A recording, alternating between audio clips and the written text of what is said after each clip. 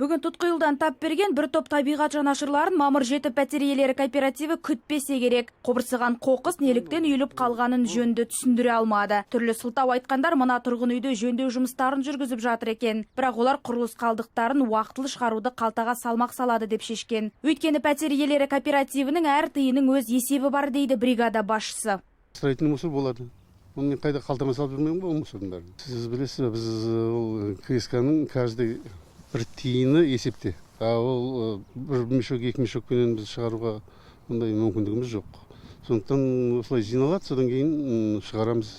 Маңайдың барлығын таудай қоқысқа үйген пәтер иелері кооперативіне 20 айлық есептік көрсеткіш көлемінде, яғни 48.100 теңге айыппұл салынды. Себебі оның қарамағындағы бірнеше үйдің де алдындағы қоқыстан көз сүрінеді. Тұрмыстық қалдық бір күнде жиналды деген уәжге экологтар келіспеді. Ескерту айтып шаршаған табиғат жанашырлары жағдай тағы да қайталанса қатаң шара қолданады. Ал бұл Алмалы ауданындағы Аслан Ануар пәтер иелері кооперативі. Бірақ тексеруге келгендерге бүгін есік жабық.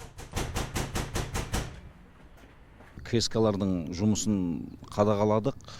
КСК-лар жаңағы аулалардың бәрі таза емес, аулалардың бәрі жаңағы қоқысқа толған.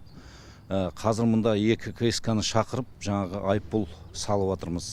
Айыппұл хаттама толтырып жатырмыз. Әр ай сайын болып тұрады. Жаңағы ауданның тазалығын қадағалау. Былтыр экологтар табиғатты қорғау полициясы қызметкерлерімен бірге қаланың көркін бұзғандарға 4600-ден аса хаттама және 2500-ге жуық ескерту жасаған. Оларға 105 миллион теңгеге айыппұл салынды. Жыл басталғалы бері қалада тазалық шараларын сақтамаған заңды және жеке тұлғаларға қатысты 10 хаттама қабылданып, 5 ескерту жасалды. Бұған қоса 370 мың теңгеден астам сомаға айыппұл салынды. Жадырау Маржан, Влад Шишко, Алматы телеарнасы.